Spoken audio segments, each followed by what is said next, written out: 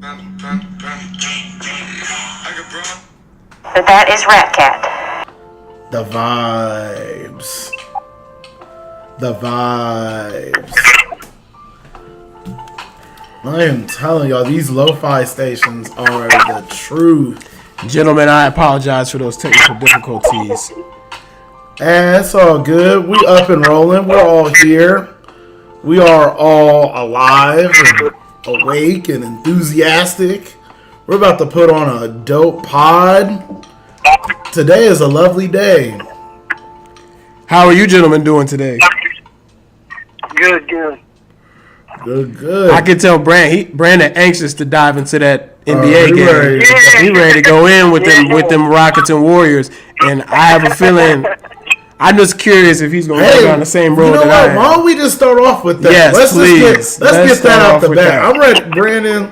I think I know what you're going to talk about. Yeah. And I'm ready for it. That's going. You usually start off the podcast with an off-topic topic that usually doesn't have anything to do with sports. But since this podcast is generally going to be about the NFL draft, I say let's get into the shits and let's go toward what we want to hear from Brandon. So Brandon, take the floor, man. Is my mic on? Is your mic on? Yes, it's on. Okay. Brandon, can you hear me? My phone messed up for a minute, but okay. Yeah. So like this Rockets Warriors game, you got NBA owners calling out the refs. You got players on Twitter. It was a very badly officiated game. I counted at least 6 potential 3-point plays the Rockets had where you could have called a foul on the Warriors, and all of them you had the announcers agreeing that the foul should have been called. And like, I understand it's playoff ball, it's more physical, you're allowed more contact, but you should ref the regular season and the playoffs the same when it comes to landing spot, because that's how players get hurt. And those were that's what the calls were. We were debating if the defender allowed the shooter to land properly, and in almost all 6 cases, he really didn't allow Harden and Chris Paul to land properly. And I feel like all 6 of them should have been foul calls, and that's 3 free throws each. Hey, gentlemen, correct me if I'm wrong, but did they put more emphasis on that particular foul play? Yeah. When Kawhi Leonard got hurt? Yeah. Okay. When Kawhi. Yeah, exactly. And that literally happened, 2-3 years ago? Right. Yeah, that wasn't that long ago. Like, I understand, Harden's a flopper, but he's been getting those calls all year. They put a stat that said he had about 95 3-point attempts where he was fouled on in the year. Yeah, and that led the NBA. If you're gonna, when it comes to that, if it's like a foul where he's driving to the lane and then he gets contact, I understand. But when it comes to landing, you gotta call those. That's player safety right there. Absolutely, I agree. And I feel like that was the difference in the game. I hate blaming the refs, but when you have free throw shooters as good as Paul and Harden, and they get those calls, those are back-breaking. Those are some game-changing calls right there that you missed. And Troy and I talked about this before the podcast, especially because that's the way the Rockets play. Like, that's their style of play, of drawing fouls, getting to the line, and shooting threes. So when you take that away from them with poor... Because I will give the officials this as just a small caveat. They were consistent all around the game. Right. They didn't call that foul on anyone. They didn't call it all... Right, if they would have called it once and not the others, then that's BS as well. But they didn't call it on all of them. So I give them props for being consistent, but... Yes, consistently bad. Yeah, they were consistently bad the entire game. And when it comes to land, you gotta let the shooter land. That's just for player safety. Absolutely. That's risky danger. And yeah, like when we were watching the game, I was pointing that out. It's like, yo, they're landing in Harden's space every time. And like, I've seen one of my followers on Twitter was like, Harden is all falling on the ground after every three. I'm like, well, he's falling on the ground because Klay Thompson or Iguodala or whoever is guarding him is in his space and he can't land. Like, what's he supposed to do? It's not like he's flop. You can't even say he's flopping this time. The shooters are landing right in his space. There's literally nothing he can do about that. Yeah. It just was, I'm with you. I thought that was completely ridiculous. Yeah, and I guess it's smart by the Warriors because they know the refs aren't going to, most likely aren't going to call every one of them, but I might as well challenge them to do it. Yeah, so that was definitely an advantage for the Warriors. And it's also not a good look because everybody already thinks that, whether right or wrong, everybody already thinks that advantages are in for the Warriors. So hopefully game 2, they officiate that a lot better. Then it didn't help that at the end they compounded the situation by throwing Chris Paul out when he's clearly upset because these foul calls are not being called. Yeah. And it just is, it's not good. I read a quote, I don't know if it's true, but Mike D'Antoni said that the refs came up to him at halftime and said they missed the calls. So if that's the case, then that's just... But they didn't get it corrected in the second half. You know, even if if we're going to say, like, okay, they're humans, they made a mistake, they didn't get it corrected. But also, I want to go back to the thing that Troy was just talking about, because I have an issue with that, too. I think that these officials got to find more restraint on these technicals. It's like they take these things too personally, and you're removing star players from the game. Now, I understand that at that point in the game, things were kind of decided when Chris Paul was removed. And he did touch the official, so there's a little bit for sure.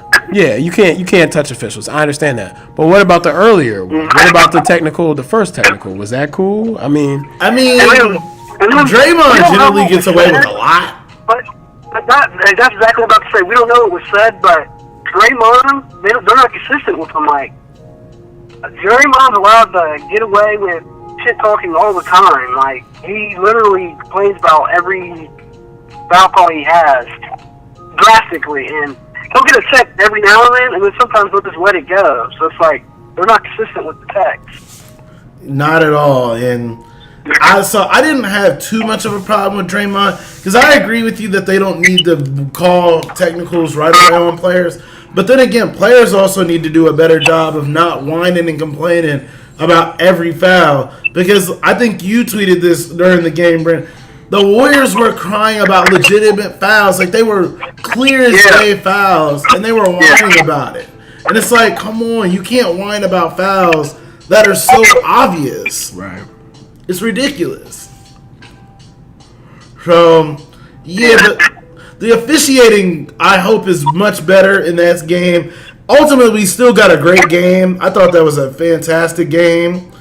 But we need better officiating in game 2, especially in, like what you said, in regards to players landing in landing in a shooter's space. It's player safety, and it's just the call that you said you were putting emphasis on, so you need to make that call. Okay, we're about to go to the brewery. Okay, so I know we're supposed to talk about the NFL draft too, but I mean, did anybody watch the Milwaukee and Boston Celtics game? Did anybody watch that? Yeah, I watched that as well. So, my new favorite NBA player, Giannis Antetokounmpo, he had a rough day today, real rough day. Yeah. And because I'm trying, because of my previous favorite players' missteps in his career, I'm going to try to be much more attentive to the flaws of my favorite players, and also and try not to be so biased towards them. Okay, so I say all that to say, man, Giannis, he's got to develop a few more things in his game, like just trying to run people over and do Euro steps from the 3-point line. That's just not going to work. Like, you got to develop a few more little things in your game. And Al Horford is a veteran. He's a solid defender. He's a smart player. But, man, you can't be out here getting your shit blocked and swatted all over the stadium by Al Horford. Like, come on, man. Yeah. Al Horford might be the best defender in the league when it comes he is very impactful on that end. But yeah, his offensive skill set's pretty limited, and so it kind of gets exposed in the playoffs. But teams when it's more half court. I agree. And a team with a person like Boston, they're able to exploit that. Right, and I want to give that team credit too for their game plan defensively. You know what I mean? Creating that wall, packing the paint, not allowing Giannis to get to the rim. But you know, I just wonder at this point, what is the Bucks' counter to that going to be? And I do think that their other players, you know, had open shots and opportunities Bledsoe that if they has not had a better game. if those guys play better, and it would help also for them to get Brogdon back. Right. It wasn't just him. I feel like Middleton's the only player that really played well. Right. On the Bucks squad. So it wasn't really just him, but like Bledsoe, he's definitely got to play better. Absolutely. So, but coming into the series, I mean, I personally picked Boston. I just think that most NBA teams, like, they have to go through their lumps, and the Bucks and Giannis, they're young. Well, he's young at least, and they kind of have to go through it. You know what I mean? And the Celtics just are super talented. Like, they probably are the better team, player for player. So I wouldn't be surprised to see the Celtics win the series, and I'm not overreacting to one game either. I mean, I'm sure a lot of us predicted this thing to go 6-7 games, so somebody's got to win on somebody's home floor, more than likely for that to happen. So I don't know. It's still. I'm excited for the series, but Giannis gotta bring it, man. Giannis gotta get a little bit more. And keep in mind, Giannis is still like 23, 24 years old. There's still a lot to his game that he can develop over the. He's already developing his shooting to be a lot better than it was. Mm-hmm. And now he's got to learn how to handle the ball and not just rely too much on his Euro step to get shots. There's plenty more that Giannis can add to his game, and I think he will. And I think continually to get these growing pains will help grow his game as well. Because that kid is a special talent, but he's still got a ways to go.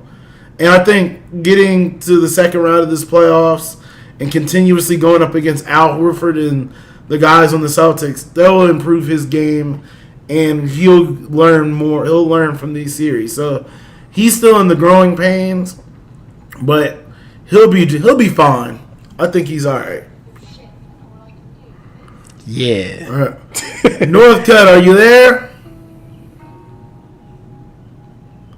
Did we lose Josh? We might have lost Josh.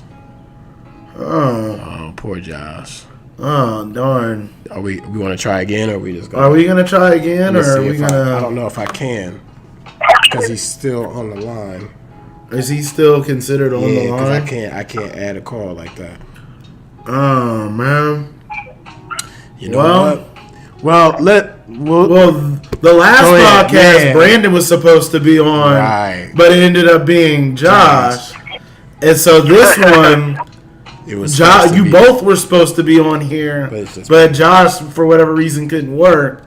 So now we got you. Hey. So we're gonna have to just roll with this, and even with you, we can still. A lot of the same topics are gonna still be covered. We're still gonna talk about, teams drafts and everything like that. And then Dijon and Northcutt share the same favorite team, even if Dijon doesn't like his favorite team. Yeah, that's going to be problematic in our discussion about my favorite team. But Brandon's no slouch. Ain't nothing wrong with just having brother Brandon. No, Brandon, man, we are more than covered.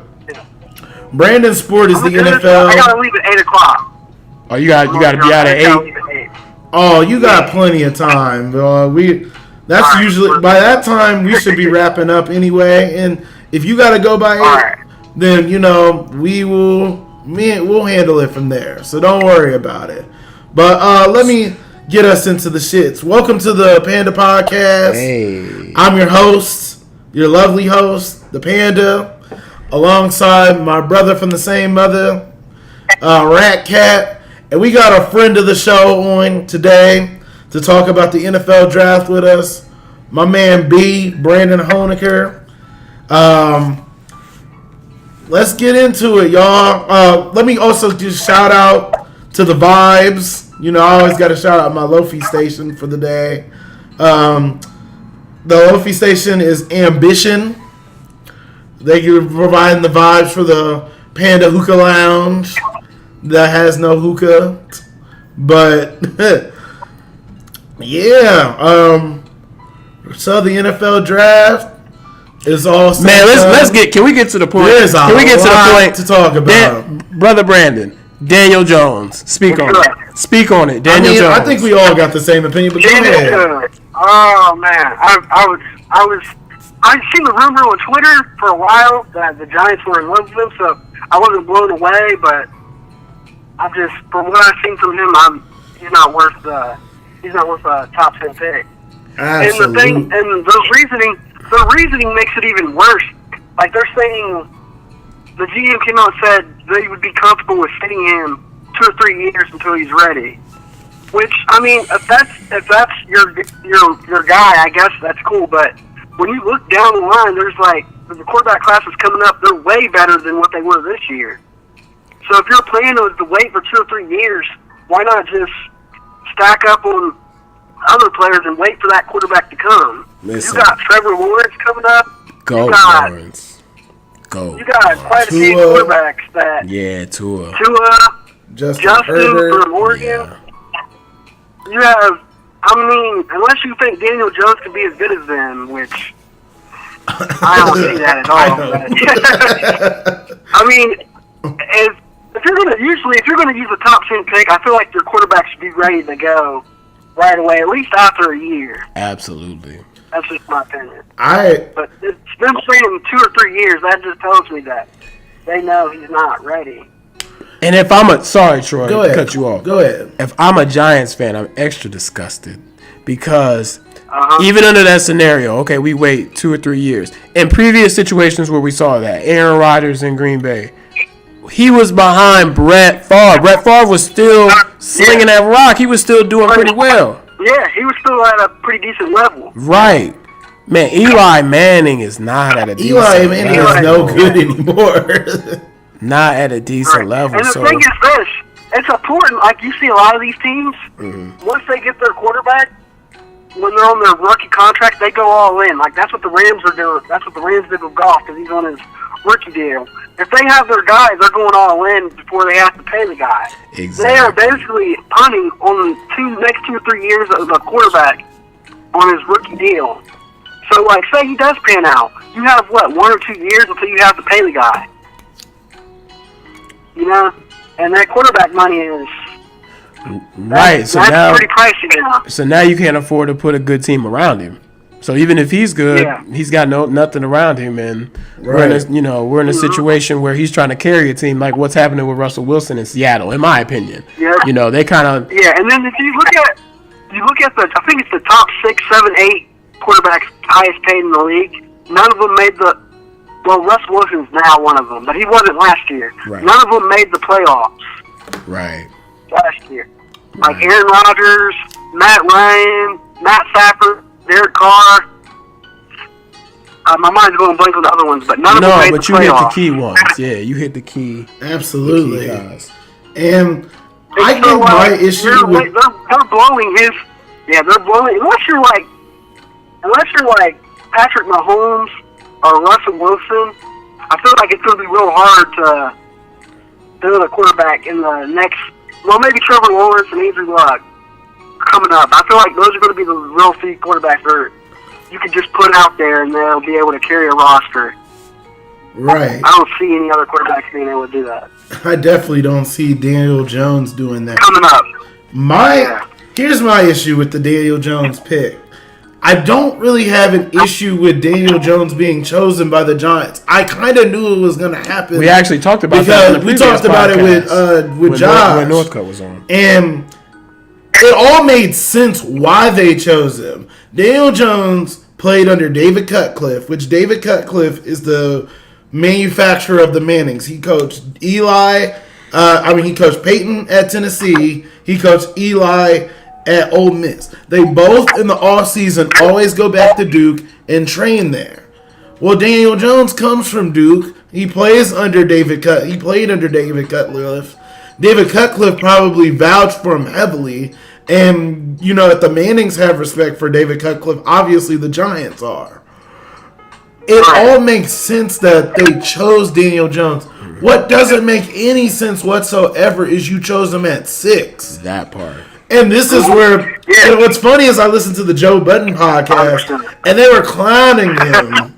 Absolutely clowning the Giants. Because they're like, y'all really fell for the smoke screen. Because remember earlier before the draft, you and I and others were on your status talking about, why is Haskins dropping so much? Why is that?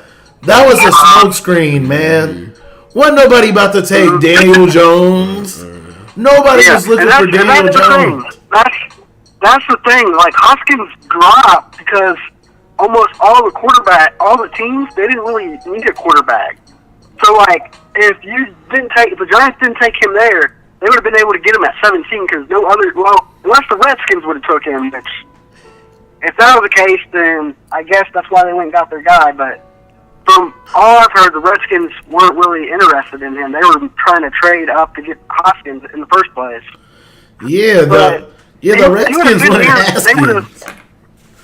The Giants were really the one who wanted Daniel Jones. Nobody else wanted Daniel Jones. Nobody. Else wanted him. They wanted him. So you had him. There was nobody that was going to take him at 17. You could have got Josh Allen, Ed Oliver, anybody that would have helped your defense, that would have gave you a value pick at that number 6 spot. Then you get your guy at 17. Nobody, people still would have been like, I don't know about Daniel Jones. But at least if you get him at 17, you can say, you can kind of live. You get him at 6, now you got Joe Budden falling on the floor, me and Dijon laughing our ass off in the living room, and all of us making statuses talking about, what the hell are you doing? There's literally no one out there who thought that was a good idea to take Daniel Jones at 6. That's like something that was you bringing people together. People who never agreed on anything were coming together like, the Giants are dumb. You chose Daniel Jones at 6? Come on. Sick. Now, I will also say, there were also some questionable picks. Like, Cleveland Farrell at number 4, I think, is quietly just as egregious as Daniel Jones. Cleveland Farrell was the 3rd best lineman of the Clemson trio. And he went 4th. You could have easily got him in the late 1st round, but you choose him at 4. I thought that was pretty crazy, but Daniel Jones is always going to take the cake. I feel like he has top 10 talent, but from everything I've read, he was not expected to go. They had 3 first-round picks, so they could have, if they really wanted him that bad, they could have got him later. Yeah, from what I was hearing, he was not expected to go that high. So supposedly the Oakland Raiders staff got all their coaches together and held mock drafts in the facility. So cool. Other coaches pretended to be other teams and went through mock drafts to pick people to see what the Raiders would do with their draft board in different scenarios and situations. If y'all did a war room mock through and y'all picked Cleveland Farrell, I'm sorry. Y'all need to quit doing shit like that. The beasts that were out there, and you chose Cleveland. Cleveland Farrell, don't get me wrong, he's a beast in his own right. I'm not saying he's just trash. Yeah, we're not disrespecting that, man. We're not disrespecting Cleveland Farrell at all, but 4, that was a reach, man. That was definitely a reach. And I just think that, but to me, one of the most egregious things of the draft overall was a guy of ours from the U. How in the hell did Gerald Willis go undrafted? It's unbelievable. Undrafted. That's it's mind blowing to me that a guy that good. Look, I understand he got in a fight. I think Josh is. I think he just texted me. Josh it came up on the screen on my camera. But Gerald Willis, he was a 2nd-team All-American. 59 tackles, 18 tackles for loss, which was one of the highest in the ACC. Miami named him the Defensive Player of the Year. for the Canes that year. And the Canes, oh, by the way, they hosted the number 2 defense in the country, maybe even number 1 after Michigan struggled late in the season. I mean, this was one of the best defenses in the country. He was the clear best player on that defense. The Canes had 5 players drafted, 4 of them from that defense, but he wasn't one of them. Now, he's in a good situation. He's going to go to the Baltimore Ravens, and he's going to thrive if he proves himself. But come on, Gerald Willis not getting. Gerald Willis, I know that makes you sad, D, but I made me sad and mad. I'm like, what? Somebody drafted Tyreek Hill, for crying out. My team drafted Tyreek Hill, and that dude is a scumbag. Yeah. Gerald Willis didn't do anything nearly as bad as Tyreek Hill. Nope. Come on. So is that why he went undrafted? Because of character issues? It's gotta be because from what I read Manny Navarro from The Athletic, because he was saying that I guess some coaches from Florida, because he was a Florida transfer to Miami, I guess some of the coaches from Will Muschamp's staff trashed him. And then, of course, Al Golden's staff didn't have great things to say about it during his redshirt year at Miami. But Coach Diaz and Rick's staff had nothing but positive things to say about Gerald Willis. And they said he was one of the leaders of that team. And he showed so much maturity by the end of his time at Miami. So, I mean, you're going to take the word of some Florida coaches that ain't even coaching nowhere like 4 years ago over some coaches that just coached him now? I don't get it. Because there were some straight bum defensive tackles coming off the board. They didn't even have grades from McShay or Kuiper. But Gerald Willis was arguably a 2nd to 3rd round talent and didn't get drafted. Boy, that's crazy. That to me, that's up there with Cleveland Farrell and Daniel Jones. Gerald Willis went undrafted, and I hope he destroys at the Ravens because I was a big fan of his. I thought he was a great player. He was statistically, he was way better than Dexter Lawrence was this year. But, whatever reason, NFL draft teams have their reasons, but I'm rooting for Gerald at the Ravens. Now he's gonna be busting your Bengals ass if he gets a chance. But so do y'all remember Gerald Willis's mom? Yeah. So when his brother Landon Collins was coming out of high school to be recruited, and he chose LSU. No, he chose Alabama. No, you're right. He chose right. He chose Alabama, and his mom wanted LSU. Right, wanted him to go to LSU, and she was kind of fine too. Yeah, she was hood, but she was fine. Yeah, she was a hood special, boy. But anyway, shout out to her. But yeah, man, Gerald Willis, I watched this guy firsthand being a Miami fan, and the way he just disrupted other offenses. I don't always know how things would translate to the NFL. I think he doesn't have ideal height, you know what I'm saying? But he's got great hands. He can penetrate in the backfield. Miami's whole defense is, based upon that idea, and he was the best on the team at that. And it's just a shame that some off-the-field stuff prevented him from being drafted. But, I just feel like if he's going to get a good situation in Baltimore, and he'll get an opportunity to shine, and he'll do his thing. I think he'll be fine. I agree. Also, before we get into, there's another thing I wanted to touch on. Did you see the Steve Smith interview about Josh Rosen? Yeah. I did not. Y'all break that down. Brandon, break that down for him. So he went on a big, huge rant on Josh Rosen for practically nothing. Rosen's really not. He seems a situational class, if you ask me. But anyways, he goes on this rant and he starts going off on Josh Rosen saying he doesn't want to compete for a starting job, all because Rosen unfollowed the Arizona Cardinals Instagram page. Yeah, Instagram page. He's going off.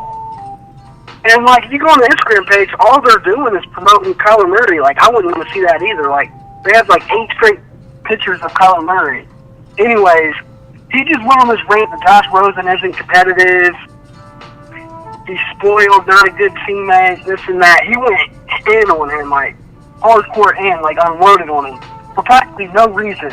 So, like, we actually have, like, my issue was there's actually quarterbacks in the league that go out and they actually will complain when another team brings in a backup. Like Ben Roethlisberger, when they drafted Mason Rudolph 2 or 3 years ago, he goes into the media and he criticizes the organization saying, how does this pick help us win now, this and that, blah, blah, blah. I'm about to retire, I need my help now, blah, blah. When they actually had a reason to draft the backup because this guy was getting injured and missing games, you know? But nobody criticized Big Ben, but because Josh Rosen unfollowed an Instagram page, he doesn't want to compete, he's a bad teammate. I felt like it was unfair, and it's like, a lot of people were co-signing what Steve Smith was saying. So it was just like, I don't know. I'm still lost at why he went so hard on him for that. I agree. Josh Rosen should go back with class for sure. What's so funny is after he went on that crazy tirade just for TV, because that's really all it was. Because I'm gonna get on Steve Smith too. In a minute, Josh Rosen then proceeded to leave. He left a message on all social media saying, thanking of the Cardinals for taking him, saying how he appreciated his time. I did. And then he said he even thanked Kyler Murray and even offered to sell that man his apartment, his condo or apartment or whatever he had. So Josh Rosen handled this thing like a champ. And the thing about it is I knew he would, because I've been a big fan of that kid for years now. You won't find too many bigger Josh Rosen fans than me, and that leads into my real issue. It's the same thing we talked about with Russell Westbrook. It's the same thing we talk about with a lot of people. People just don't like him. It was determined way back when he was at UCLA that people don't like him, and I'm gonna tell you why people don't like him. What's funny is they treat him like he's the epitome of white privilege, or like he's the rich white kid. He's the opposite. But what's funny is he's the total opposite of that. When you actually talk to him, this kid is brilliant. I read an article about Josh Rosen, and he totally understands that he's a rich kid that comes from a Jewish family that lives in Orange County in Los Angeles. He has money. He's come from good money. He used to live next door to Jim Mora Jr. when he was coaching at UCLA. So he already had a relationship. That's why he committed to UCLA, is because he had a relationship with Jim Mora Jr. before he ever even got recruited. But there's so much more to the kid than that. He's very thoughtful. He's very thought-provoking. Yeah. He speaks his mind. He questions everything. He's not afraid to speak out against things he likes. He wore a hat on a golf course that said "Fuck Donald Trump." He wore he's gone out. He said a lot of different things. The guy is just he called out Alabama and said that even if he was wrong about it, he just spoke his mind and said what he thought about Alabama and how they get players that would never even be at Alabama if it wasn't for football, which he's not wrong about.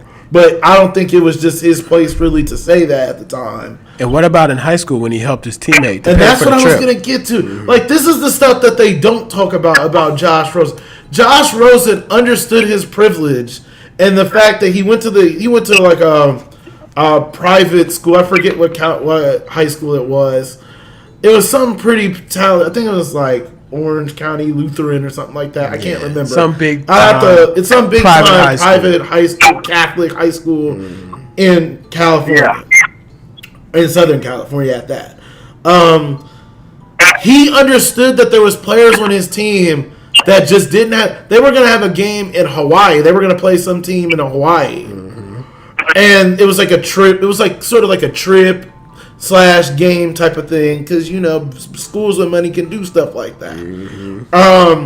But Josh Rosen was like, he didn't think it was fair that he could go on the trip for that game, but some of his teammates couldn't because they didn't have the financial means to cover for it. So what did he do? He went out and started a fundraiser by himself, completely thought up by himself. He went door to door in a suit, raising money for his teammates to go to this game. Does that sound like some pompous, arrogant kid to you? That sounds like a real kid and a real leader. That sounds like a person you want in your locker room. But people have already made up their mind about Josh Rosen, and then now it's the perfect opportunity. Which you see this all the time, Brandon. The old people want to just talk about the young people. That's right. And that's where Steve Smith. It's a perfect opportunity for him to go out. You know what's funny about Steve Smith? When he was traded by the Panthers. You see how he handled that situation. Josh Rosen handled this situation way better than he handled his. Absolutely. Panthers let him go. Absolutely, and that's what I have a problem with these old niggas. They get on here, they act like they never did nothing in the league. He over here talking about man, when the Panthers was ready to ship your ass out, you was complaining, you was tripping. You've been acting a fool your entire career. But want to talk about some the only thing that comes free here is an ass whooping. You just want to hear yourself talk, and you use the player that people already didn't like as a means to get your shit off. And to me, that's whack, man. And I just didn't like that about Steve Smith at all. I thought that interview that little tirade he had was gross. Like, come on, dude. Yeah, I love Steve Smith as a player, but that was not. And it infuriates me that people in social media and all over the place are over here like, oh man, Steve Smith he kept it real. He didn't. He just went on an old man tirade on a young player that most of y'all just don't like for no reason. All the while Josh Rosen handled it like a champ. Period. But yeah, like, I just thought that was... So while we're on Instagram and Twitter stuff, how you guys feel about that Nick Bosa? He's been getting. To me, I think Nick Bosa made more out of this than I would have. I mean, I know players are going to feel the way... Like, there's people out there that are going to feel the way he feels, and... you saw what did you hear about Nick Bosa did? I sure did. I thought I sent you a text. No, maybe I sent it to mom, but yeah, I know all about that. I think that if he was really contrite about what he was saying, then I would have been. But to say that initially his response was, "Oh, I wanted to take these tweets down, so it didn't affect my status of getting drafted at number 2 to the 49ers." And I'm like, if that's what you want, then don't do that. So Troy, you want him to want real contrition. You want him to be contrite about what he said? Yeah, I want him to be contrite about what he said. So do you want people to be honest? Like, do you want people to be who they are? Or do you want them to get... Because so many instances we hear about an athlete who does something that's like a poor PR decision or something like that, and then they do an apology. And then afterwards we go, man, I didn't really mean that. That's just something they had to do to protect their brand or protect their money or whatever like that. Okay, so he's being honest. He's staying by his shit. I agree that he's being honest, but in that case, I kind of want you to lie to me because now, like, what am I supposed to take from that? Oh, you're taking back what you truly feel because you want to be the second overall pick in the draft? Yes. See, because that's what I'm saying. Like, so when these athletes apologize in these situations, right? We know why. It's to protect the brand. He took the opposite approach. He said, "I'm going to tell you, I'm protecting my brand right now." Okay? You don't appreciate that? Yeah. I know that's a weird take, but I don't appreciate that honesty. And I actually kind of, and I do appreciate it. But then how am I supposed to take it? Because now what do I say? It's like, you're apologizing for something that you're not really sorry about, but you're apologizing because you want to protect your brand. So I'm supposed to just fall for... It's like you're telling me, oh, there's a trap set right here, but I said it. Well, he didn't really even apologize. Right, he he just didn't said, apologize. I'm just going to delete all my... Because he was very active pro-Trump. Mm-hmm. He was he criticized Colin Kaepernick.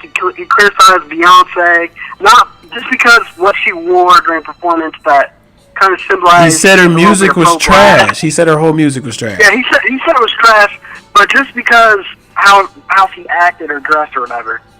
He also criticized Jay-Z, because Jay-Z's been pretty anti-Trump in public.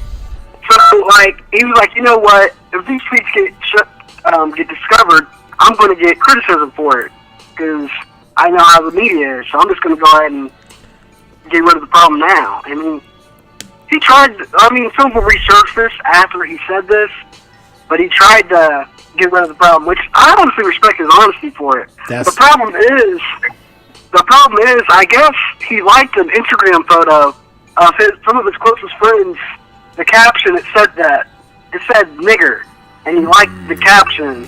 And so that's where a lot of his criticisms come from. They're like, oh, so you support Trump, you're anti-Colin Kaepernick, you're anti-anyone that calls out Trump, but you're liking a picture that uses the word nigger. And so they try to call him racist, which the only issue I have with him is him liking that picture, you know?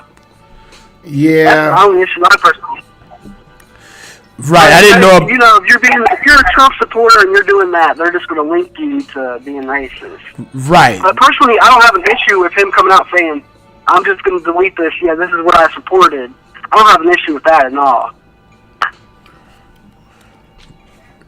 It's weird. I appreciate his honesty, but at the same time, I do think it's a bit... I don't know. What's going on with the camera? Oh, now it's coming back into focus. That was strange. That was kind of strange. But no, I was just gonna say, like, I didn't know about the part about liking the nigger post. I was gonna ask y'all this. I was gonna go this direction with it. Do you think that people have the right to speak their mind or like say how they feel about certain things and support certain things? Now, obviously, like, you know the effect that can have on your brand and the effect that can have on the things that you're involved in. But in general, you have the right to speak your mind and say what you feel about anything, right? I absolutely think you should. And I'm even going to go as far as to say this. I think all that stuff is overblown. I really do. Mm-hmm. I think Twitter and Facebook and all these, like, all these like pockets of people make this stuff a lot bigger than it really is. Because I think the majority of people don't care. Like, if you support Trump, you hear all these people say, how can you like this hateful, vengeful person? Which Donald Trump is a clown. And I feel Donald Trump is a clown. And he further proved he is a clown when he congratulated Nick Bosa for being the number 2 overall pick on a tweet, but didn't congratulate Kyler Murray at all, just because he knows Nick Bosa supports him. I'm like, you're such a clown and you're so into yourself that, like, you show it every day. But, like, overall, I don't care what people... I have plenty of friends that are very conservative and pro-Trump, but I don't think they think less of me as a person or as a black man or anything like that. I just think we just are so quick to link stuff together and brand people as stuff. And then we say, oh, this is going to hurt your brand. This is going to hurt your brand. A lot of this stuff ain't going to hurt your brand, and it's not going to hurt your bottom line that much.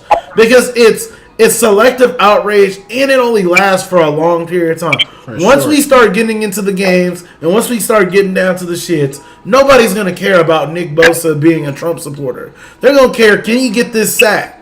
Can he get to Russell Wilson or Jared Goff or Kyler Murray? That's what we going to worry about once they start playing. Ain't nobody going to be thinking about him thinking about his Trump supporter or him liking a picture that says nigger when he plays. Right. Okay, now, but let me ask you this. I agree. Do you think that we can gather anything from the collective things that he said and expressed? I understand what you're saying, that when we see Trump supporters, we automatically assume a certain thing about them, and I think that that's not necessarily fair. Some people just vote along the party line. Some people are just conservatives, like it don't got nothing to do with him or his policies. But do you think that the collection of Trump support and all the things he said about various different black celebrities, do you think that you can make a collective I think you can, Okay. but I just don't. you would choose not to? I mean, I think it's not fair to, but I think naturally you are, just because like you're gonna link stuff together. They say like if it walks like a duck, it talks like quacks like a duck. It looks like when you're gonna. If it walks like a duck, it talks like a duck.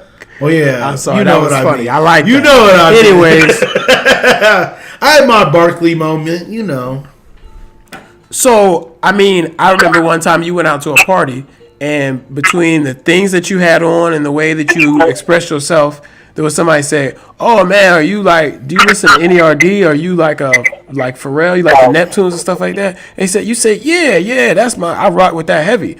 Because that person was able to gather some collective information by the way you talk, the things that you share, your interest in music, the way you are, like, to do that. So what I'm saying is, like, I do think that's like you said, the walking like a duck and talking like a duck thing is something to be considered.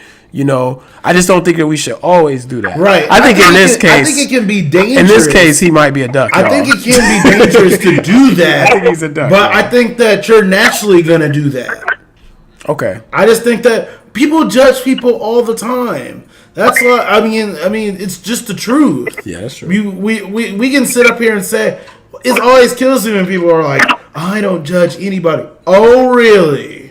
We do all the I time. bet you if the dude with the neck tattoos and the hand tattoos come across the street, you gonna start walking a little faster. We all do it. It is what it is. You know, I don't think I think it can be dangerous when you do it. I think that you shouldn't just openly express it and like you should try to get to know people before you judge them. But just being realistic, we do that. And I think that's also the case with Nick Bosa. Yeah. So let's get into some of these drafts. I'm gonna talk about the Chiefs draft to start off. I personally think that we didn't have much. I mean, we didn't really have much to work with. I mean, we only had a second round pick. We traded up to get a guy. We had 2 second round picks, a 3rd round pick, 2 6th round picks, and a 7th round pick. So we didn't really have much to work with. But what we got, I love. I'm a fan of McCole Hardman. He's part of the 4 club. I watched him a lot at Georgia. He's exactly what we need. We're probably gonna have to replace Tyreek Hill because I don't see him playing at all. I don't see him playing it down at the Chiefs this year, and probably rightfully so. I mean, if anything of what we heard about Tyreek Hill is true, then he's got to go. We've already had enough trouble. Did you hear the TMZ audio? When When he was talking to his girl, and he told her she should be afraid of him too. Yeah, that's my point. Clearly, he hasn't learned. He off the hook, man. Clearly, he hasn't learned anything from what he did at Oklahoma State that led him to being a 6th round pick when he was a 1st round talent. And I'm a person who's a firm believer in second chances, and I stood up for him having a second chance for my favorite team. And you know, a lot of people said I was biased about that. So where are you now with that? I still believe we should have gave him a second chance, but he fucked it up, so now he's got to go. Huh? So Tyreek Hill? Yeah. Man, that's tough. That's tough. I mean, yeah, honestly, it's that audio is pretty nasty. But I kind of get why they want to hang on to him. Like, let's be real. There's no player quite like him in the league. Like, not even close to as dynamic as he is. Absolutely. Like, he's a game breaker. So that's tough. But that audio is really, really nasty, especially with his past history. Absolutely. It doesn't look good at all. And so, with that in mind, I think the Chiefs have got the contingency plan with McCole Hardman. He's not as fast as Tyreek Hill, but he's in that mold. He's 5'10", 187, ran a 4.33. He did a lot of kick return and punt return at Georgia. He's a bit raw as a receiver like Tyreek Hill was coming to us, but he's somebody. But he did play receiver at Georgia at times, so he's somebody we can work with. I like that Juan Thornhill kid. He can play safety. He can play corner. He had 6 interceptions last year. He was part of an improved Virginia team last year. Who else did we get? Third round, I don't know who Kalen Saunders is. He's a defensive tackle for Western Illinois. Apparently, he's a big boy who can help solidify our running game. I know a certain player from the University of Miami who could have did that, but, I think I can understand with the Chiefs. We don't want to take any red flag people, so I will kind of excuse us. Rashad Fenton from South Carolina. The Chiefs like drafting SEC players. I don't have a problem with that. Then Darwin Thompson and Nick Allegretti, whatever. Those guys, we'll see what they do when they get into camp. And if they make the team, great. If they help the team, great. I don't know much about them. Troy, don't make excuses about what picks Kansas City has, 6th round, 3rd round, and that. We got a Patriots fan on the phone. They know how to make picks in any round. They know how to get all the talent in any round that they need to get. So don't talk to me about what picks the Chiefs had. Do better.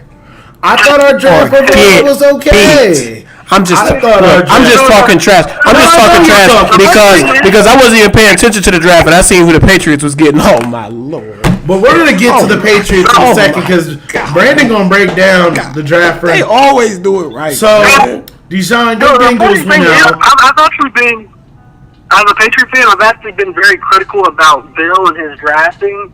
That's probably been my biggest criticism of him is his drafting. Last year he did really good. Like he had some play, like Sonny Michel.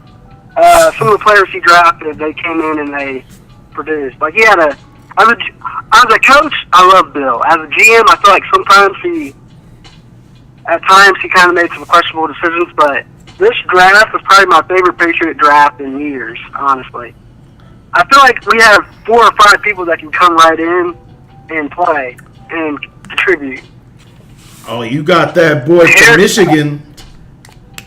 Yeah, Chase. Like I was talking to Troy before the draft. I said I feel like Chase is going to be a steal, whoever gets him. And then that's what we got.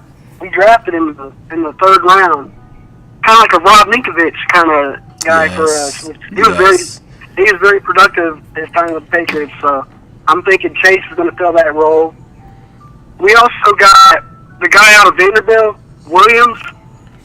Very, very, very tall corner. A couple of years ago, when we had Darrell Reeves, we also had Brendan Brower.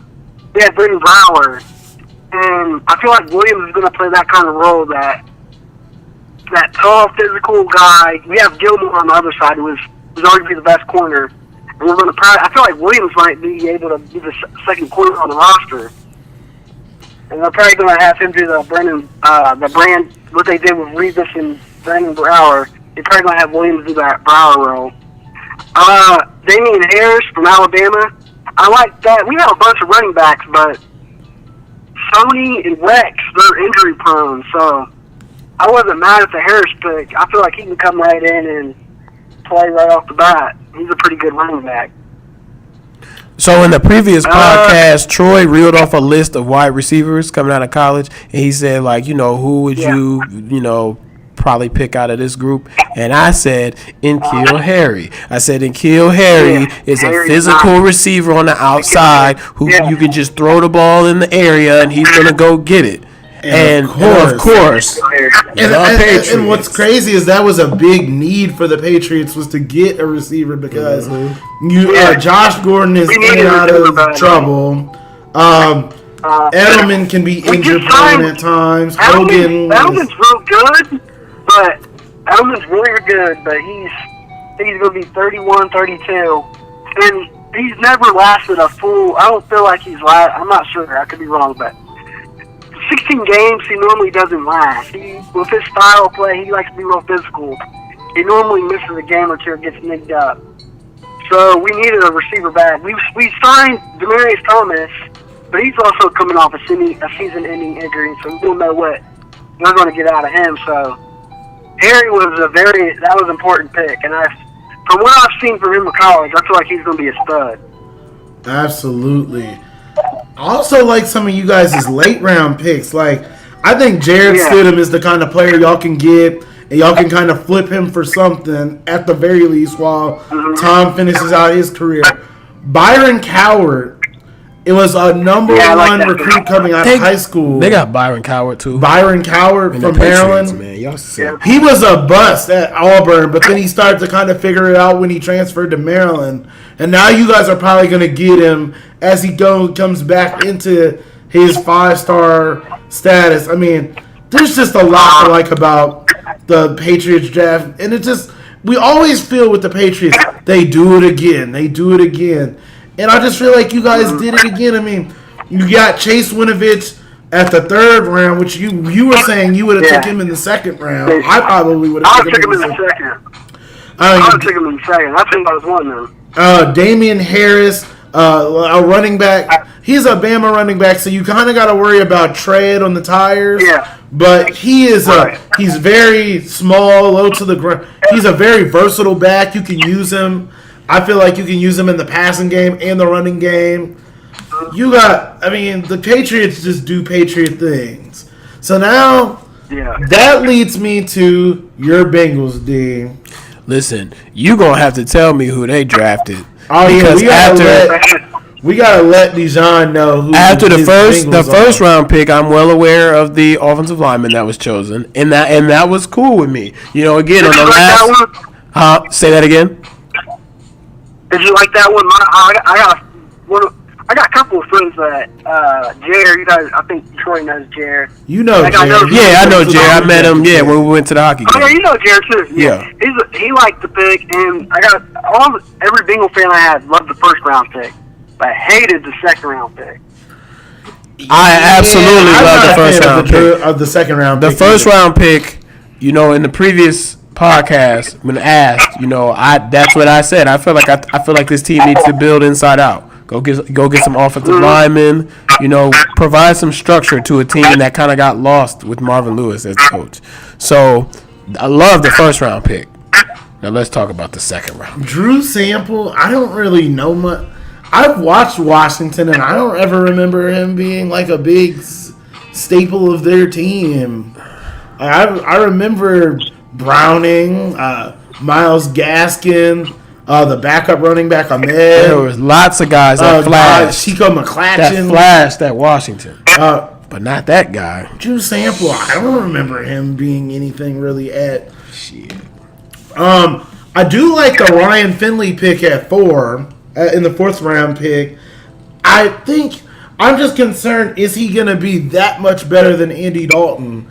I feel like he's an average arm type of dude, but makes generally pretty good decisions, takes care of the football. He did pretty well. He played well in big games like against Clemson. But I just don't think he's a dynamic guy. But he's a good... I feel like it was a hedge choice. I feel like it was like, we're not totally committed to Andy Dalton, but we're not totally out on him either. So if this guy turns out to be okay, then that's cool. If he doesn't, that's fine too. It's not like we picked a 1st round guy that the fans are going to clamor for him to play and put Andy's ass on the bench. Now, it's a guy that we probably won't even think nothing about unless he comes into a game and does well. Now, what I do like about the Bengals draft is you got 2 value running backs late in the draft, and Travion Williams from Texas A&M and Rodney Anderson from Oklahoma. I don't know what that says. You guys still roll with Gio Bernard, which he's probably on the downside of his career. Excuse me. And the last Oklahoma kid who was a flight risk. And Joe Mixon. Yeah, Joe Mixon is probably going to become your full-fledged running back from now on. And I think these kids are going to start to work their way in to maybe uproot Gio Bernard on the downside of his career. Mm-hmm. And I think those are good. Travion Williams is a very versatile back. He has good vision, pretty good speed. I feel like he had times where he fumbled. I've seen him fumble a few times in the games. Yep. Rodney Anderson, I thought was going to be one of the best running backs in the country. last year, but he has injury problems, as you can see. But in the biggest of games, he showed up. When they played Georgia, he showed up. When they played in the Big 12 championship against TCU, who had both times TCU came into that game with one of the best run defenses in the country, he shredded them. He can catch passes out the backfield. He can provide in the running game. I like those picks at running back. The other picks don't inspire me. Michael Jordan, I think Brandon can probably speak on him a little bit better, considering he played guard at Ohio State. Michael Jordan, that's a good pick. I guess you could use him. I thought it was pretty decent value. I remember seeing Michael Jordan at Ohio State. I think he's a good. Nothing special to me, but whatever. It almost feels like he's not special. Yeah, if you pair him with the first round guy you got, that could be cool. I think that would be cool. So I'm not overwhelmed by I feel like the Browns not the Browns, but the Bengals draft was better late than it was early. But overall, the number one pick was good, and that's what matters. Are we going to talk about the Browns draft? Is that what you think? You think you had the best draft of the draft? I'm not saying that. I'm not saying that. But let's talk about it. I like the Browns. I love the Browns draft. Are you kidding me? I love the Browns all season in general. The Browns are hot. The Browns are getting it right. What? I mean, this is insane. No, the Browns are on fire. I mean, you get Greedy Williams in the second round on a secondary that already has Denzel Ward. You replace. You want to replace Jabril Peppers. You go out. You get Sheldrick Redwine, who I wouldn't say he's Jabril Peppers. Not even close. But go ahead. I think he's closer than you think, but Sheldrick. But he's a similar player in the sense that he can kind of play up closer to the line of scrimmage, and he can just plan to play. You can play him all over the field. Also, I just love Sheldrick. Like I'm a big fan of Sheldrick. Sheldrick is the king of the turnover chain. Sione Takitaki, he's a good linebacker out of BYU. I've seen him. Mac Wilson, that dude can hit. You got a kicker in Austin Seibert, which the Browns have needed a kicker for a while. I like what the Browns did in the draft. My favorite draft, though, I like the Redskins. I love the Redskins draft. Are you kidding me? They got. I mean, I can't see a bad pick in this draft. I mean, you get Dwayne Haskins. The Redskins? Oh, the Redskins. That was my favorite. That was my favorite team. That was my favorite draft. Oh, they knocked this draft out the park. You get Dwayne Haskins at a lower value than Daniel Jones. So you get the guy you want, and you get him. You get Montez Sweat, who I think is gonna be a dog.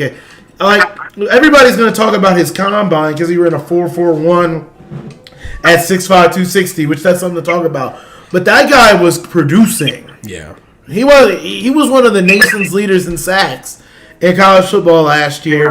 You get Terry McLaurin, who is a speedster, a guy who already has a good rapport with Dwayne Haskins, considering they both played at Ohio State. Bryce Love, I think he hurt his stock, but if Bryce Love can get back to the Bryce Love he was when he was in the running for the Heisman, he's a special player. Ross Pierschbacher from Alabama, you got him in the 5th round. You got Kelvin Harmon in the 6th round. I mean, just value choices. Cole Holcomb from North Carolina. The Redskins. There's some just the Redskins. They did the damn thing. That's good. They got some guy. Like every pick they got at a good value, and that's what you're trying to do with the draft. I like the Redskins draft. I like the Patriots draft. Unbiased, I really like their draft. I like the Broncos draft. I liked what the Jags and the Chargers did as well. The Broncos, I feel like they got some very good value. So, Brandon, before we get out of here, because I know you said 8 o'clock you had to go, what were some drafts we all know we didn't like the Giants' Daniel first pick. Jones. But what were some drafts that you didn't like? that you said this team could have done a much I better? like that I didn't like. Yes. I didn't really like the Dolphins draft. After their first pick, I didn't really like it. No, not the Dolphins. I apologize. The Jets. After their first pick, I didn't really like their draft. The Cowboys, they didn't really have much to work with, but I didn't feel like they really drafted anything that could get them over there. The Cowboys took 2 Miami Hurricanes, with both of them with the last name Jackson. And they took. I'm not saying that was a good idea. I'm just saying go Canes. But other than that, yeah, the Cowboys draft does look pretty. Like you said, they didn't have much to work with, but they didn't work with it. Yeah. So, Wow.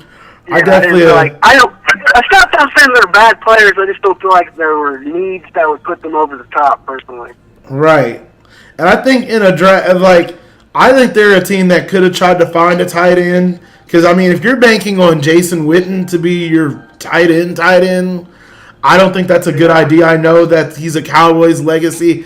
He's one of the best tight ends that the Cowboys have ever had. But, come on, he was in the booth for a reason. He gonna And I didn't like how they're paying him.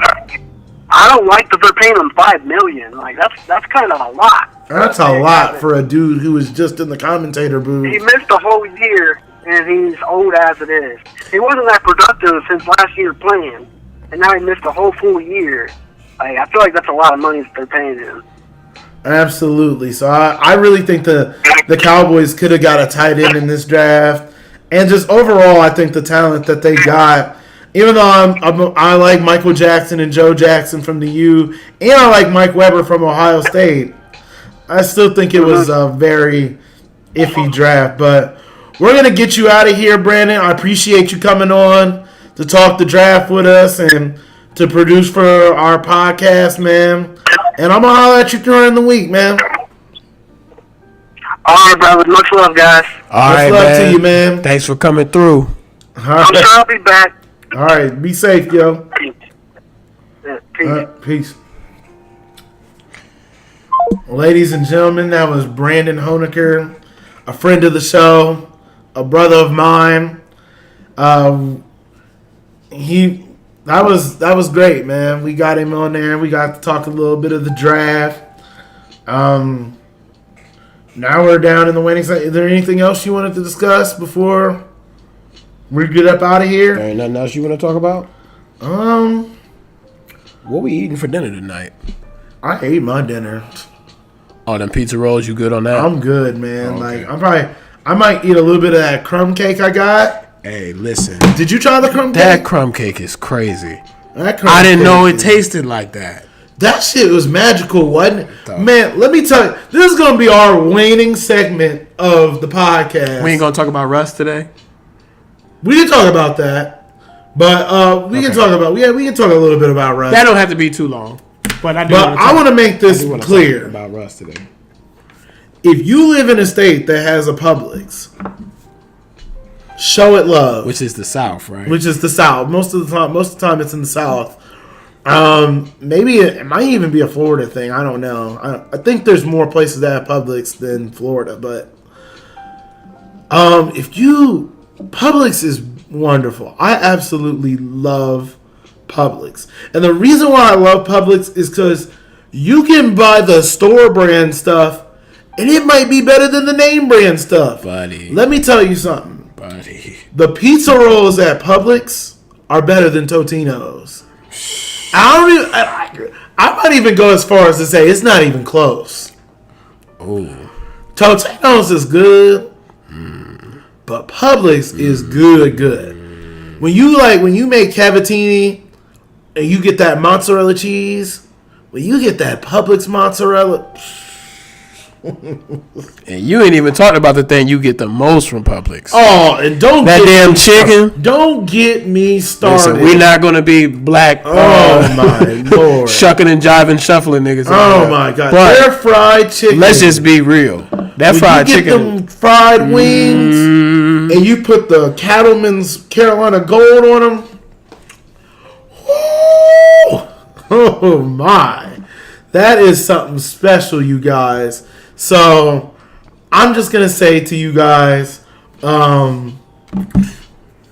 if you have a Publix, go there. It's a little bit pricey. Subs are good too. Subs are fantastic. And yes, we are doing a plug for Publix. So shout out to Publix. Hey, if you want to put us on a commercial Publix, if y'all want to do, send us some cash for ads. Hey. We're going to plug you, plug our pockets. Yes. Take care of us. Publix, take care of us because we're going to take care of you. And it's going to come from the heart because I absolutely love Publix. Like, it's a little on the pricey side. Sorry, Publix. We just got to keep it real.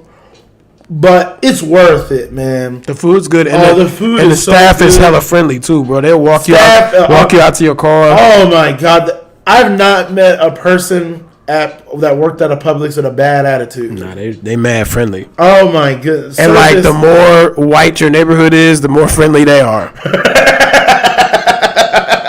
The more friendly. I mean, the black, like where we live at, where all the black folks live at, you know, they're gonna speak to you or help you find shit. And they're gonna be friendly, bro. When you go to them white neighborhoods, like where we first moved here, we were staying at in New Tampa, buddy, they'll wash your car. They'll take your car. They'll take your food out there, groceries, and vacuum out your shit. Over and say at times. They gonna have They gonna tell you about their life story. And there were so many niggas that was in high school working there, and they were telling me about their college goals and dreams. Yeah, and I talked to a kid who was going to Florida. I was able to be a mentor for that nigga in the moment. Like, hey man, go after your dreams.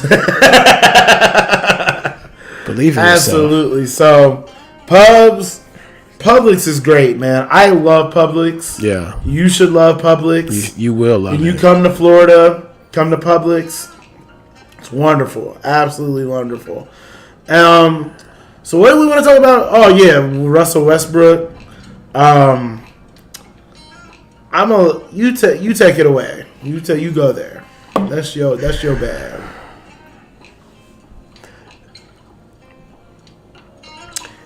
Russell Westbrook.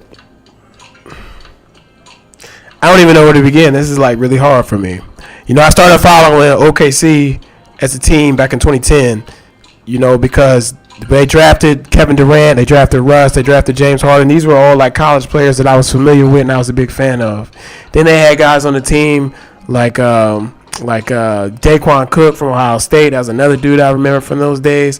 They had I'm losing his name right now. He played for Eric Maynard. Yeah, he beat Duke. Shout out to VCU beating Duke. So that team, I really fell in love with that franchise, that team, and everything. And then one by one, niggas left. James Harden was traded. Kevin Durant, the fuck out of there. And, you know, I was left with Russ. But I always loved Russ's effort, his passion, the way he played. And, you know, sometimes when you love something or someone a lot, you don't always see all the flaws in them. Or you just want to overlook them. And I continuously overlooked the flaws with Russ in his game. And I'm just determined not to let that happen again. I just don't want to be a person that is hurt emotionally defending something that I shouldn't. I also think that there's these narratives that come about in the media. Because, see, I think that, Russ as a player has a lot of flaws. A lot of things that are said about him are true. But it's people sometimes go out of their way to say things about him. Right. And it's you know, he does some cool stuff, too. You know? And, right. You know, but ultimately it's a situation where a lot of people, really most people, will just kind of side with the things they like or dislike, you know? That didn't even make any sense what I just fucking said. I'm gonna start over. I'm gonna try it again. People either like stuff or they don't like stuff, and that's it. So it's kind of like what we talked about in the Josh Rosen segment. Exactly, it is like that. And I just tend to think that if there's anything that's like any person, we can kind of see them as a glass half empty or a glass half full. And it just depends upon whether you like them or not. And I've always kind of looked at Russ as a half full glass. And there's other folks that look at him as half empty. And they go out of their way to call him Westbrook and things like that. But, you know, I think where things kind of went off the rails for me was these consecutive playoff performances. And particularly this last one where that was when I started to kind of see things for what they really were. A couple of regular seasons ago, or when Paul George first made joined OKC. Westbrook made a comment towards Damian Lillard, basically like through the media, in a post game, basically insinuating that Dame Lillard shouldn't be an all-star. Like, he shouldn't be taking up a spot for like that Paul George should be getting. He basically was like, didn't he say like he would like whine for the spot? Yeah, he said he whined for the spot. Begged for the spot? Yeah, begged for the spot. And even though I think the spirit of what Russ was doing was trying to get Paul George into the All-Star game, you just can't do that, man. There's just a certain decorum that you have to carry yourself with as a person. And I'm all for trash talk. I'm all for talking your shit. I'm all for dancing. I'm all for swagging. I'm a Canes fan, fam. That's what all the whole program was built on. Absolutely. But at the end of the day, whatever happens, you show respect. And I felt like Russ's aggression, his trash talk, his things were going past. It was going beyond. It was going to the point of disrespect. You know what I'm saying? You just got your ass busted by Dame. Show respect. And now it's rubbing off on Paul George. Paul George talking about, he made a bad shot. Hit the same bad shot he been hitting all series. Oh, okay. No, you show respect. You could talk your shit between the lines, but once we get off the lines, you'll show respect. And then Russ's exit interview for me was more the same. It was like, well, I got my kids and I got this, that, or whatever. And it's like, disgusting. I told my brother the other day, I said, as a fan, we always say that like fans get really upset when a game happens that doesn't go in their favor. But the players, it really affects them more because they're the ones that are actually dealing with it. They're the ones that actually are with the blood, sweat, and tears and losing. Well, it didn't sound like to me like Russ gave a fuck. It sounded to me like we as fans was hurting more than he was. And that's a problem to me. For a guy that I always believed was giving his heart and soul out there to win, it sounded like he's just giving his heart and soul to get his numbers and keep it moving.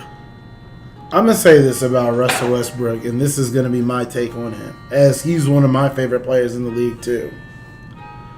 I don't think I've ever seen a superstar have a worse postseason overall, on, off, PR, anything, than what Russell Westbrook had this postseason.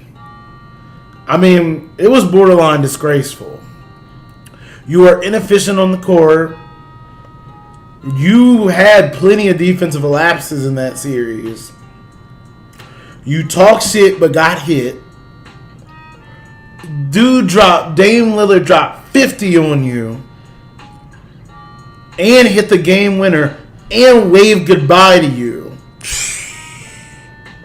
As his team, including Enes Kanter, who used to play for you, surrounded him. Played with you. Yeah, he played with you.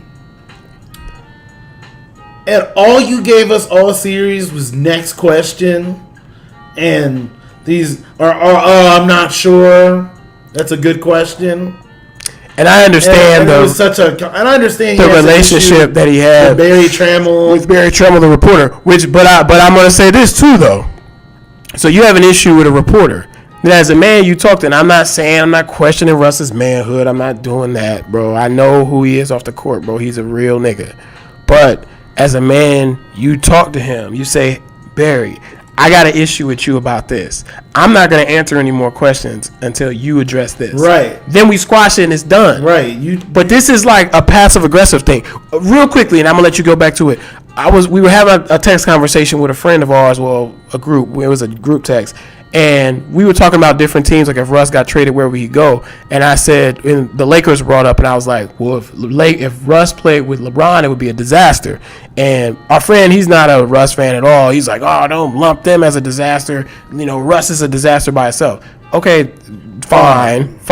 That wasn't my point. My point is, because they have similar playing styles, okay? They're both like do-it-all type people, right? Then they step on each other's toes. And then even more so, they're both like sort of passive-aggressive sometimes. Russ is like aggressive and then passive aggressive, and then Bron is just passive aggressive. So then, like, what would those press conferences would be crazy? It'd be LeBron like sneak dissing teammates and Russ not talking to reporters. Like it would be crazy. That's all I was saying. I'm not saying that LeBron is at the level of disaster of Russ. I'm just saying them together would be crazy because they do the same kind of shit. Only Russ does it in some ways worse.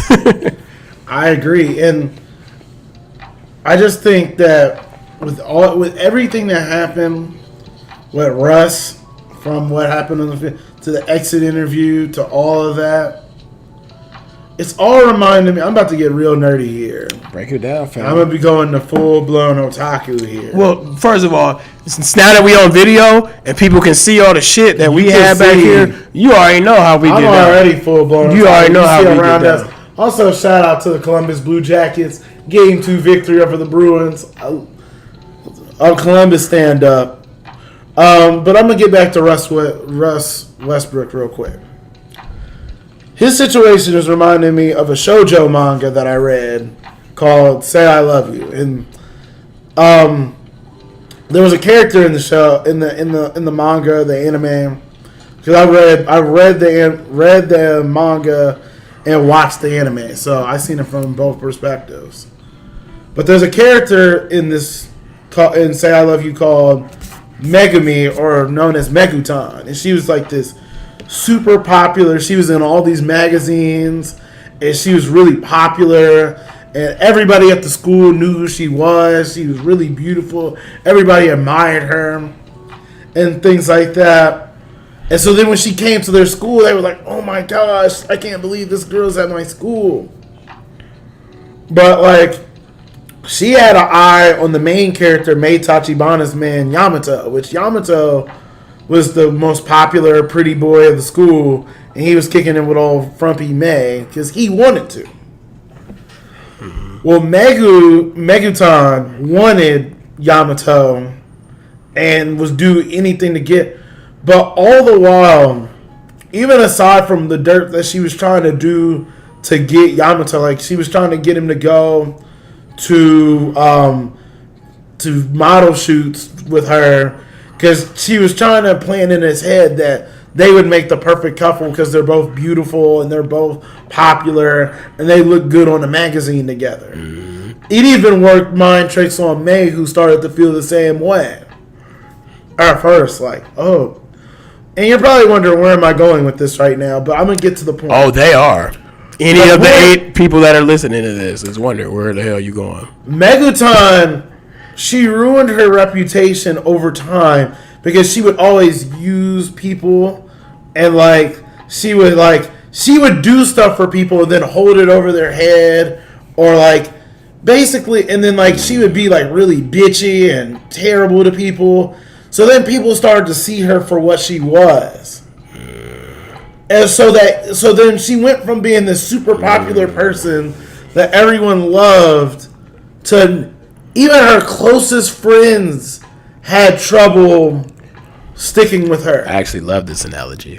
It is exactly what's happening. Megutan was a huge star that everybody was excited that she was coming to the school. There came a point where people started to see who she was and the dirt that she was doing, that she became one of the least popular people in the school, because there was nobody wanted to fool with her. It was oh, she gonna do stuff for you and then hold it over your head, and she thinks because she's this, she can she's this big star, she can just talk to people and do whatever she wants to people.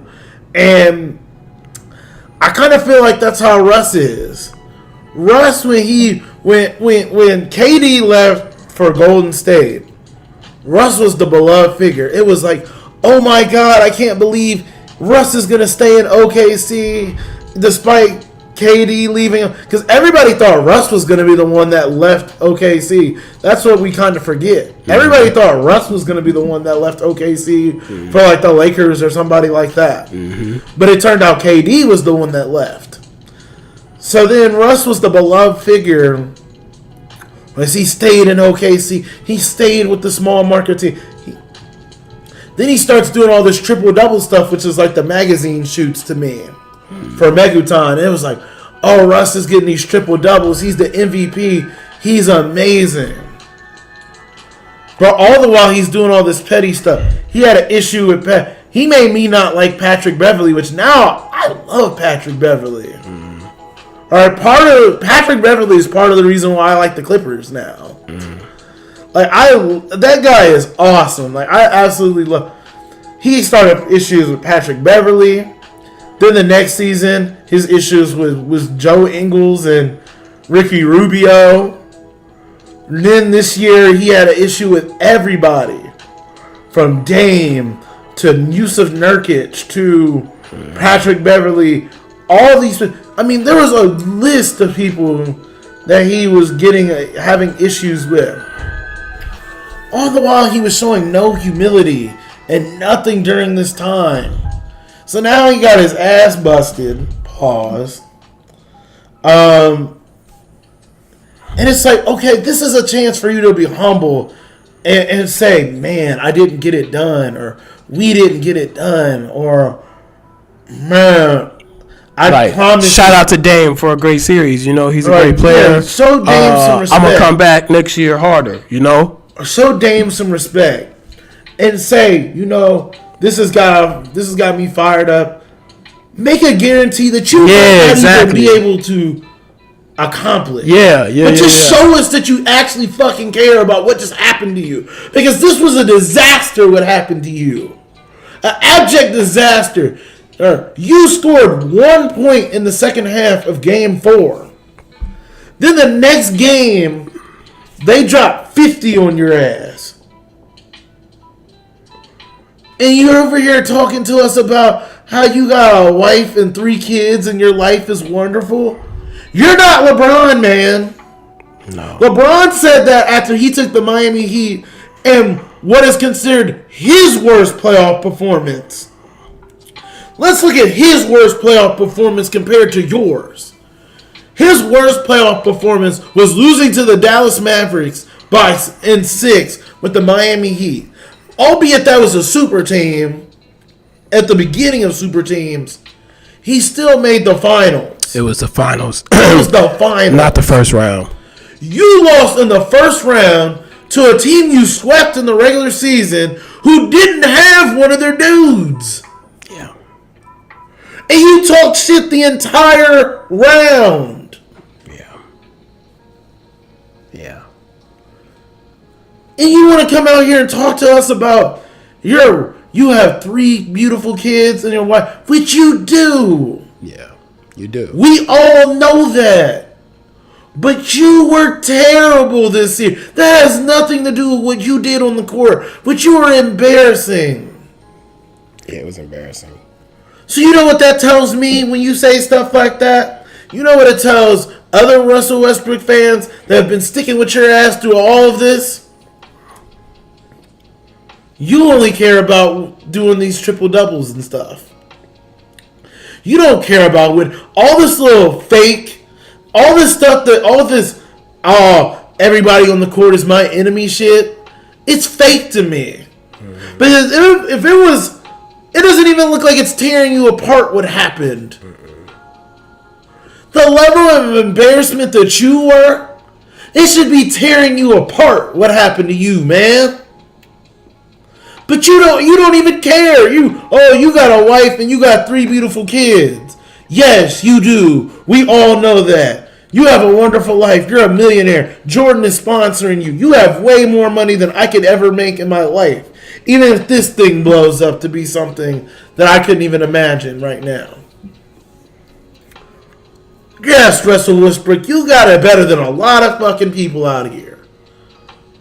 But we don't care about that right now. And you shouldn't either. You got embarrassed. And if everybody on these courts are your enemies like you make them out to be, you should be disgusted with yourself that you let your enemy get the best of you like they just did. But you didn't do nothing. So you know what that tells me? All this little bravado and shit talking that you're doing is fake. It's all fake. All you really care about, to me, is getting these triple doubles and winning regular season games and looking the part like, hey, I'm doing good without KD. Well, no, you're not. You're not doing good without KD. You're not doing good without Harden. All the people that left your team are going further in the playoffs than you. Including Enes Kanter, of all people. And Serge Ibaka. All these people are going further than you. But you don't care. You're getting your triple-double every year. You don't care about efficiency. You don't care that you're getting your head busted. You don't care about nothing. So you know what that tells me too? I shouldn't care. Nope. I shouldn't care about you. I should care about some people who got heart. This dude KD got kicked out of a game, ejected for going at Patrick Beverley so hard during a game.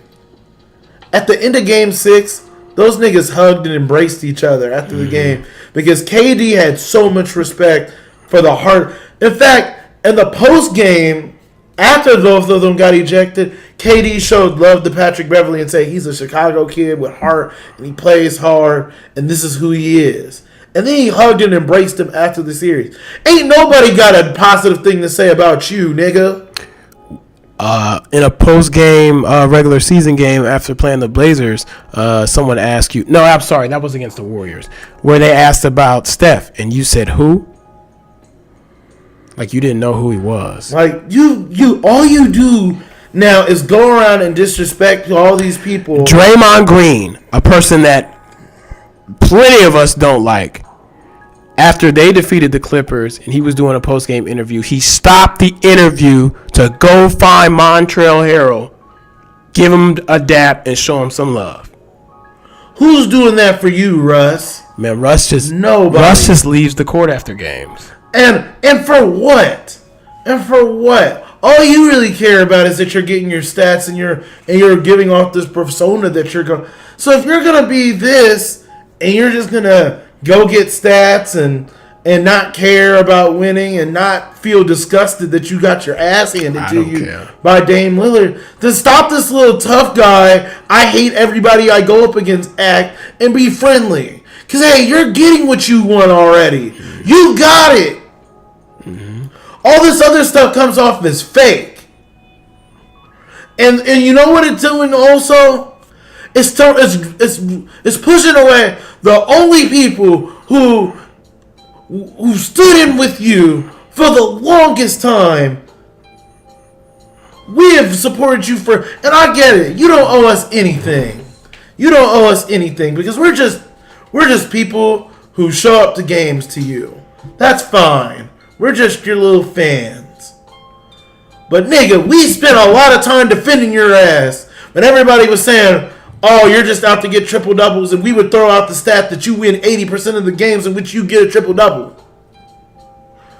We fought to say your efficiency doesn't matter and your inefficiency doesn't matter and that you play hard and you play the way that we thought kids should play the game. This man from Columbus, Ohio that lives in Tampa, Florida supports Oklahoma City and he primarily did it because of you.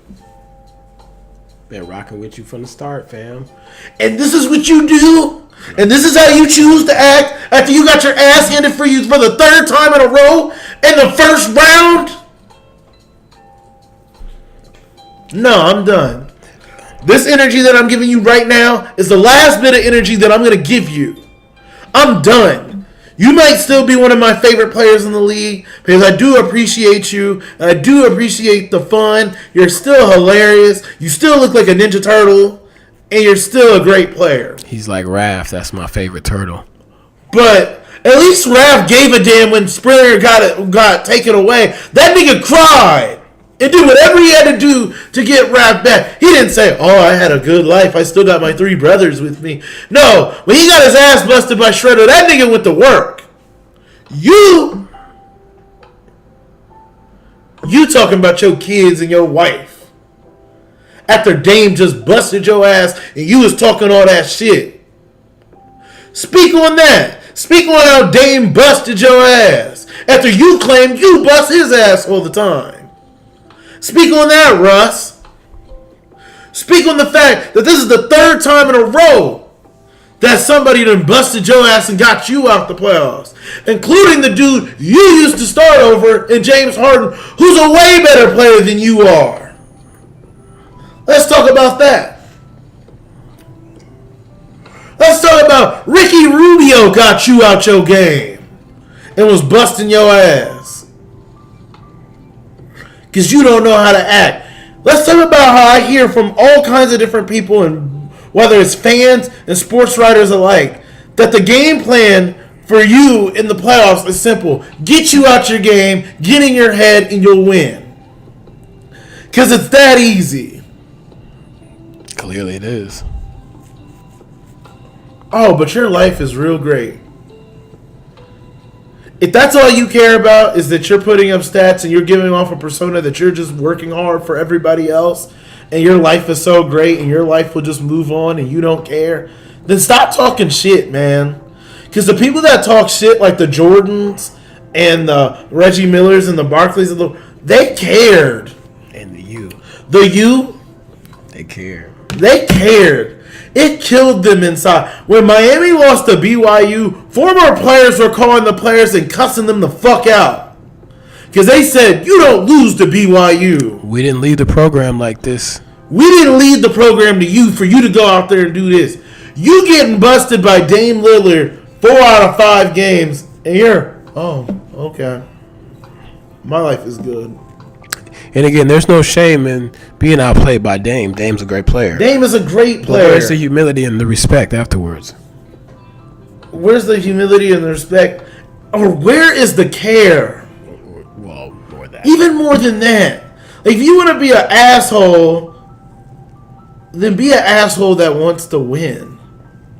Or that cares. Like, Jordan was an asshole. He wasn't going completely out of his way to respect and show love to people. No, that's true. Because he was too busy trying to kill them. And, you know, I think that we kind of attributed some of those traits to you. Like, we thought that these were the things that you were about. But, you know, there's a lot of things that I thought about you that now, and that's why I think that analogy was really good.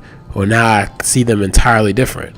You know, you look at like the lovable guy because you stayed in OKC, but actually it just looks like this is the franchise that babyfied you, that basically allows you to do whatever you wanted to do. So why would you leave that? Why would you go somewhere else where they're going to suddenly ask things of you and make you behave differently?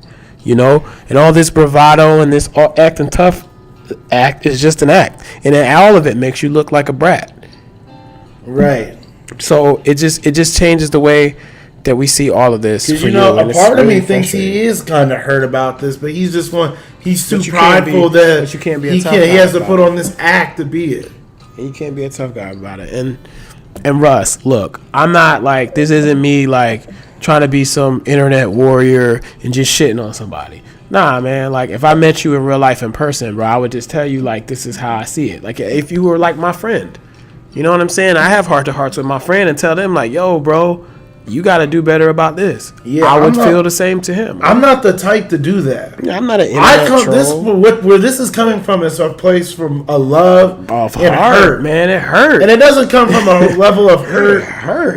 In, like, you affect my life or anything. Nah. It comes from a place of, I really wanted to see you win. Even more than I wanted to see the Thunder win. But you know, I wanted to see you win. Me too.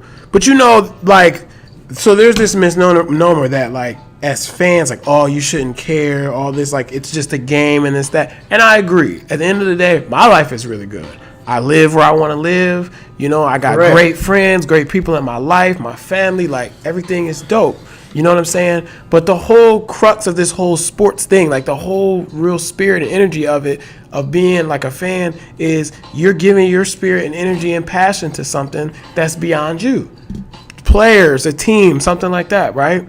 That's the whole spirit of it. If there wasn't that energy, then, you know, there would be nobody in the stadium. There'd be no fans. None of these athletes would be making any of the money that they're making if it wasn't for people who gave a fuck. You understand what I'm saying? So for me, it's a